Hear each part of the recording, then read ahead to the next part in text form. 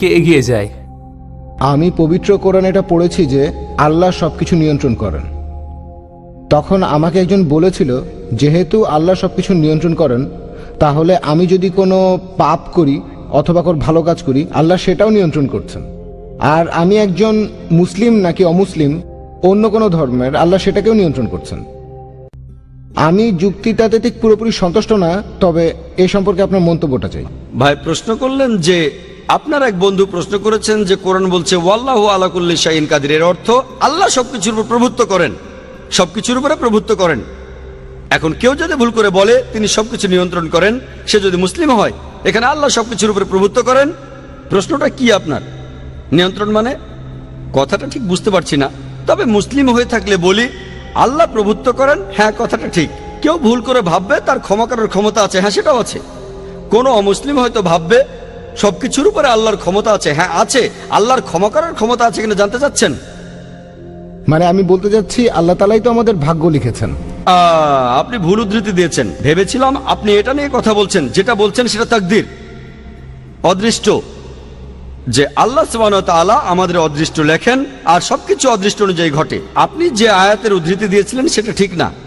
আল্লাহ নির্দিষ্ট করে দেন। আর বেশিরভাগ ধর্মই হোক, সেটা হিন্দুইজম, ইসলাম, আমরা মানি অদৃষ্ট বলে একটা জিনিস আছে, সবকিছু অদৃষ্ট মেনেই হয়। এখন প্রশ্ন হলো, যদি এটা আমার অদৃষ্টে লেখা থাকে যে আমি চুরি করব আর চুরি করলাম, কাকে দোষ দেব? আল্লাহ। আল্লাহ অদৃষ্টে লিখেছেন আমি চুরি করব, সেজন্য চুরি করেছি, কাকে দোষ দেব? আল্লাহকে। নিজেকে দোষ দেব কেন? যদি আমার অদৃষ্টে লেখা থাকে যে আমি মানুষ খুন করব, যদি অদৃষ্টে লেখা থাকে আর খুন করি, কাকে দোষ দেব? আল্লাহকে দোষ দেব। যদি আমার অদৃষ্টে লেখা থাকে আমি অমুসলিম হব, অমুসলিম হলাম, কাকে দোষ দেব? আল্লাহকে। তাহলে আমি দোজখে যাব কেন? ভাই আমরা কদর অর্থাৎ অদৃষ্টে বিশ্বাস করব, কিন্তু মানুষ এটাকে বুঝতে ভুল করে যে এই অদৃষ্ট কি। আর যেমন ধরেন, একটা উদাহরণ দিচ্ছি, ধরেন একটা ক্লাস, সেখানে 100 জন ছাত্র আছে, আর বছরের শেষ দিকে ফাইনাল পরীক্ষার আগে টিচার বললেন তুমি হবে ফার্স্ট ক্লাস ফার্স্ট, তুমি পাবে সেকেন্ড ক্লাস, আর তুমি ফেল করবে। তারপর ফাইনাল পরীক্ষা হলো, পরীক্ষা শেষ, রেজাল্ট বের হলো, প্রথম জন ফার্স্ট ক্লাস ফার্স্ট হলো, পরের জন সেকেন্ড ক্লাস, আপনি ফেল করলেন। উদাহরণ দিচ্ছি, কিছু মনে করবেন না। এখন আমি আপনাকে প্রশ্ন করি, যে ছেলেটা ফেল করেছে, যে ছাত্রটা ফেল করেছে, সে কি টিচারকে বলবে যেহেতু আপনি বলেছিলেন সেজন্য ফেল করেছি? আপনি কি টিচারকে দোষ দেবেন? না। যেহেতু টিচার 1 বছর পড়িয়েছেন, তিনি জানেন যে এই ছাত্রটা খুব মনোযোগী, ঠিকমতো পড়াশোনা করলে সে ফার্স্ট ক্লাস ফার্স্ট হবে, সেকেন্ড ক্লাস এটা ফাঁকিবাজ, ঠিকমতো লেখাপড়া করে না, ফেল করবে। টিচার অনুমান করেছিলেন বলেই কি তাকে দোষ দেবেন? না। একইভাবে আল্লাহ সুবহানাহু ওয়া তাআলা তিনি এই টিচারদের চাইতে অনেক বড়, তার আছে ইলমে গায়েব, তিনি ভবিষ্যতের কথাগুলো জানেন, তিনিই হলেন সবচেয়ে বড় টিচার। তবে আল্লাহ তাআলা তার রয়েছে ইলমে গায়েব, তিনি জানেন যে ভবিষ্যতে কি হতে যাচ্ছে, আল্লাহ তাআলা আগেই সেটা লিখে রাখেন। যেমন ধরেন একটা রাস্তার সামনে দাঁড়ালেন, 5টা রাস্তা, 1 2 3 4 5, আপনি যে কোনো একটা বেছে নেন, বেছে নিলেন রাস্তা নম্বর 2। এখন আল্লাহ আগে থেকেই জানেন যখন এই লোকটা ক্রস রোডের সামনে আসবে সে বেছে নেবে 2 নম্বর রাস্তা, আল্লাহ আগে থেকে সেটা লিখে রেখেছেন। এই লোকটা যখন এখানে আসবে সে বেছে নেবে 2 নম্বর রাস্তা, আল্লাহ লিখেছেন বলে এটা হচ্ছে না, কিন্তু এমনটা ভবিষ্যতে হবে বলে আল্লাহ আগে থেকে লিখে রেখেছেন। বুঝতে পেরেছেন? আল্লাহর আছে ইলমে গায়েব। ধরেন আপনি পাশ করলেন কলেজ থেকে, হতে পারেন ডাক্তার অথবা হবেন ইঞ্জিনিয়ার, আপনি ঠিক করলেন ডাক্তার হবেন। এমন না যে যেহেতু আল্লাহ লিখে দিয়েছেন তাই আপনি ডাক্তার হবেন। আল্লাহ জানেন কলেজ থেকে পাশ করার পর আপনি ডাক্তার বা ইঞ্জিনিয়ার হতে পারেন, আপনি সব সাবজেক্টে ভালো নম্বর পেয়েছেন, পিসিবিএম, ফিজিক্স, কেমিস্ট্রি, বায়োলজি আর ম্যাথ, ভালো নম্বর, আপনি ঠিক করলেন ডাক্তার হবেন। আল্লাহ জানেন আপনার চয়েস দুটো, আপনি ডাক্তার হবেন, তাই আল্লাহ লিখে রেখেছেন আপনি ডাক্তার হবেন। তারপর যখন আপনি উপার্জন করবেন, আপনি 1000 টাকা কামাতে পারেন সৎভাবে, অথবা আপনি টাকা চুরি করতে পারেন, আপনি তখন চুরি করলেন। আল্লাহ জানেন যখন এই লোক বড় হবে তখন সে টাকা কামাতে পারে সৎভাবে বা চুরি করে, সে তখন চুরি করবে। আপনি যে চুরি করবেন সেটা আল্লাহ জানেন। আপনার বয়স যখন 25 বছর হবে তখন আপনি চুরি করবেন, আল্লাহ আগে থেকে জানেন তাই লিখে রেখেছেন। আল্লাহ লিখেছেন বলে আপনি চুরি করছেন এমন না, যেহেতু আপনি চুরি করবেন তাই আল্লাহ লিখে রেখেছেন, বুঝতে পেরেছেন? তাহলে অদৃষ্ট হচ্ছে যেটা আল্লাহ তাআলা লিখে রেখেছেন। কিছু জিনিস ফিক্সড, কে কখন জন্মাবে ইত্যাদি, তবে বাকি জিনিসগুলো এমন না, আপনি ঠিক করবেন। সেজন্য আল্লামা ইকবাল বলেছেন, খুদ কো কার ইতনা বুলন্দ क्या तकदीर के पहले আল্লাহ আপনি বান্দে से खुद पूछे बता दे राजा क्या है। অর্থাৎ নিজেকে এতটাই মহান বানাও যে অদৃষ্ট লেখার আগে আল্লাহ নিজে জিজ্ঞাসা করবেন তার বান্দাদের যে তোমার ইচ্ছা কি। এটা একটা শায়েরি।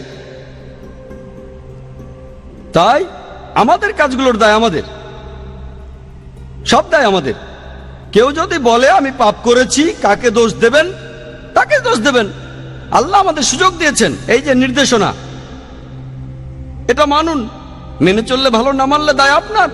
একইভাবে কোনো অমুসলিম, সে যে মুসলিম না, দোষটা কার? আমাদের নবীজি মুহাম্মদ সাল্লাল্লাহু আলাইহি ওয়াসাল্লাম বলেছেন, প্রত্যেক শিশুই দ্বীনুল ফিতর নিয়ে জন্মায়। সবাই জন্মায় মুসলিম হয়ে। মুসলিম মানে যে আল্লাহর কাছে নিজের ইচ্ছাকে সমর্পণ করে। প্রত্যেক শিশুর জন্মের পর তার হার্টবিট আল্লাহর কথা বলে, তার শ্বাস প্রশ্বাস আল্লাহর কথা বলে, তার চিন্তা ভাবনাও আল্লাহর কথা বলে। পরবর্তীতে যেটা হয় তাকে প্রভাবিত করে তার গুরুজনেরা, তার বাবা মা। তখন সে মূর্তি পূজা শুরু করে, সে আগুনের পূজা শুরু করে, তারপর সে অমুসলিম হয়ে যায়। তাই যখন কোনো অমুসলিম ইসলাম গ্রহণ করে, সঠিক শব্দটা কনভার্ট না, এটা হচ্ছে রিভার্ট। প্রত্যেক মানুষ জন্মায় মুসলিম হয়ে, ভুল পথে যাওয়ার পরে সে ফিরে আসে, তাই সঠিক শব্দটা হলো রিভার্ট। তাহলে আপনারা অমুসলিম বন্ধুকে বলেন, এই যে এই নাও কোরআন, এটা মানো, তোমার সামনে তো মুসলিম হওয়ার সুযোগ আছে। তাকে বোঝান, কোরআন পড়েন, মেনে চলেন। যদি বুঝতে অসুবিধা হয় আমাকে জিজ্ঞেস করেন, আমাকে জিজ্ঞেস করতে না পারলে IRF এ এসে জিজ্ঞেস করেন, তারা সাহায্য করবে। এই কোরআনটা নেন। আপনি এমন কথা কোনো অমুসলিমকে বলতে পারবেন না যে মুসলিম হতে পারবে না, ঠিক? সে তখন আপনাকে বলতে পারে, আপনি বাইবেল পড়েন আর বেদ পড়েন, আপনি খ্রিস্টান বা হিন্দু হয়ে যাবেন। আমার ভিডিও ক্যাসেট দেখে তর্ক করতে পারেন। দুই দিকে, এটা two way traffic, one way না। আমরাও তাদের একই কথা বলবো, এই যে বাইবেল এটা পড়ে না, তারপর দেখেন আমি আপনাদের চাইতে বেশি খ্রিস্টান, ঠিক না ভুল? তাহলে two way traffic, one way না। এখানে সবার জন্য সমান সুযোগ। ওয়ান ওয়ে ট্রাফিক ঠিক না। আমরা সবাইকে সমান সুযোগ দেব। আল্লাহ আমাদের ব্রেন দিয়েছেন, আমাদের বুদ্ধি দিয়েছেন। আমরা মানুষরা যে অনেক উন্নত, কারণটা এই না যে আমরা অনেক হ্যান্ডসাম। আমাদের ব্রেনটা ব্যবহার করতে হবে সত্যের পথে আসার জন্য। আপনারা অমুসলিম বন্ধুকে বলেন, হ্যাঁ আল্লাহ আমাদের সবাইকেই সুযোগ দিয়েছেন, আমরা বেছে নিতে পারবো। তবে আল্লাহ আগে থেকেই যে এই লোক কোরআন পড়ার পরে মুসলিম হবে কিনা, প্রথম জন, দ্বিতীয় জন, এখন আল্লাহ জানেন প্রথম জন মুসলিম হবে, দ্বিতীয় জন হবে না। আমি বা আপনি জানি না, আমি শুধু উদাহরণ দিলাম। আমি আসলে জানি না প্রথম লোকটা মুসলিম হবে নাকি দ্বিতীয় লোকটা, দুজনে হবে নাকি কেউ হবে না।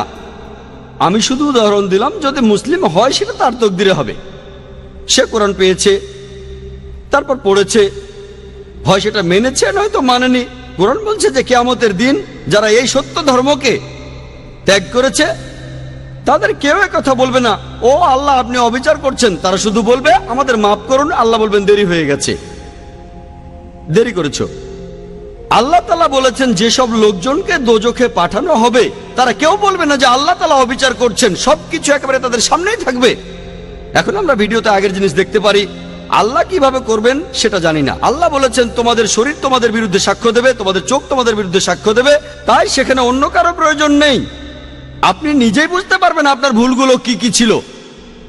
যখন আল্লাহর কাছে বলবেন আমাকে মাফ করেন, আল্লাহ বলবেন দেরি হয়ে গেছে। সুযোগটা পাচ্ছেন এই পৃথিবীতে, এত ভুল করার পরও আল্লাহ আপনাকে সুযোগ দিচ্ছেন। ভুল করছেন, আবার সুযোগ দিচ্ছে আল্লাহ। এই জীবনের পরে পরকালে হিসাব কিতাব, শেষ বিচারের দিন আপনার কাজের উপর নির্ভর করে আপনার বিচার করা হবে।